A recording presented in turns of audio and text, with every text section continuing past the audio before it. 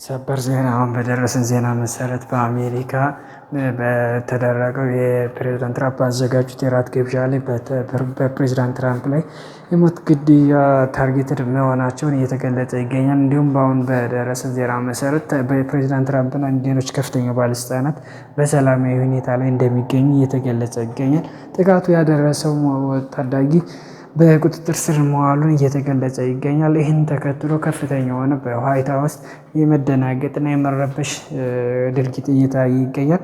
እንዲሁም በኢራን ላይ ድርድሩም ጦርነቱም የተጀመረ መሆኑን እየተገለጸ ይገኛል።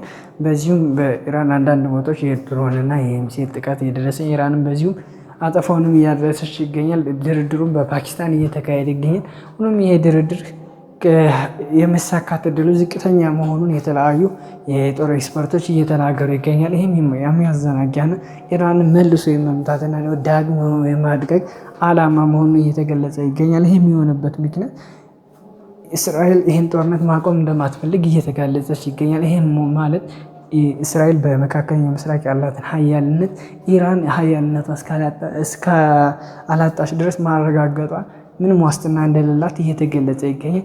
ኢራንም እንዲሁም በስውር የኒውክሌር ቦምቧን ለመታጠቅ ከፍተኛ የሆነ ዝግጅት እያደረገች መገኙን የሙሳድና እንዲሁም የኤፍቢአይ ዋና ኃላፊዎች እየገለጹ ይገኛሉ። ይህም ሆኖ ይሄ ድርድር ለይስሙላ እና ጊዜ መግዣ እንዲሁም ኢራን ራሷን የማጠናከሪያ እንዲሁም ደግሞ አሜሪካና እስራኤል ከፍተኛ የሆነ ያለቀባቸውን የጦር መከላከያ ዲፌንስ ሲስተማቸው የማጠናከሪያ እንጂ ለይስሙላ እንዲሁም ኢራን መልሶ እንደሌሎች ሀገራት እንዳደረጉት ዳግም ከፍተኛ የሆነ ውርጅብኝና የእግረኛ እንዲሁም ከፍተኛ የሆነ መሰረተ ልማቷን የማውደም እቅድ እንዳለው እየተገለጸ ይገኛል።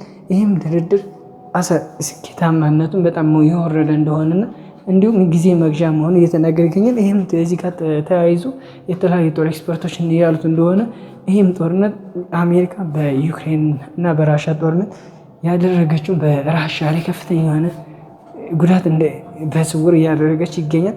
ራሻም ደግሞ ይሄንም ደግሞ አሜሪካ ለመበቀል ቻይናን ደግሞ እንዲሁም አሜሪካን ለማዳከም ከፍተኛ የሆነ ጥቅም እንዳለው ስለተረዱ ይሄ ጦርነት የመሳካት እድሉ ይሄ ጦርነት ተኩስ አቁም የመሳካት እድሉ በከፍተኛ ሁኔታ ዝቅተኛ መሆኑን እየተገለጸ ይገኛል።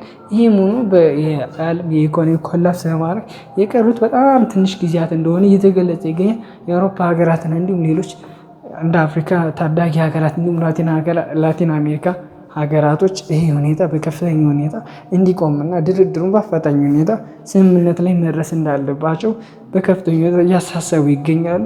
የማይሆን ከሆነ ከ2008 የተከሰተ የኢኮኖሚ ክራይሲስ በላይ ዓለም ላትመለስ ወደ ኋላ መመለሱ አይቀሬ ጉዳይ እንደሆነ እየተነገረ ይገኛል። ይህም እስራኤል ያላትን የታላቋ እስራኤል የመመስረት ዓላማን ሀሳቧን ውድቅ እስካላደረገች ድረስ ይህን ጠባጫሪነቷን እስካላቆመች ድረስ በዓለማችን ላይ ምንም ሰላም ሊኖር እንደማይችል እየተገለጸ ይገኛል። ትራምፕን በባለፈው ዜናችን መግለጥ እንደተሞከረው የኢራን ጀልባዎችን አድኑ ምቱ ማለታቸውን ተከትሎ ኢራንም ደግሞ የአሜሪካ የጦር መርከቦች እንዲሁም የአሜሪካ ዋና የጦር እንትኖችን አታክ ማድረግ አይቀርም። እንዲሁም በዚህ ከፍተኛ ጦር እርምጃ የሚወሰድብኝ ከሆነ መካከለኛው ምስራቅ ዳግም ወደ ድንጋይ ዘመን እመልሰዋለሁ ብላ ይዛት ይገኛል። በሁለቱም አካላት ከፍተኛ የመዛዛትና የጦር እሽቅድድም ይገኛል። ይህም ሆኖ ከፍተኛ የሆነ ስጋት እየፈጠረ ይገኛል።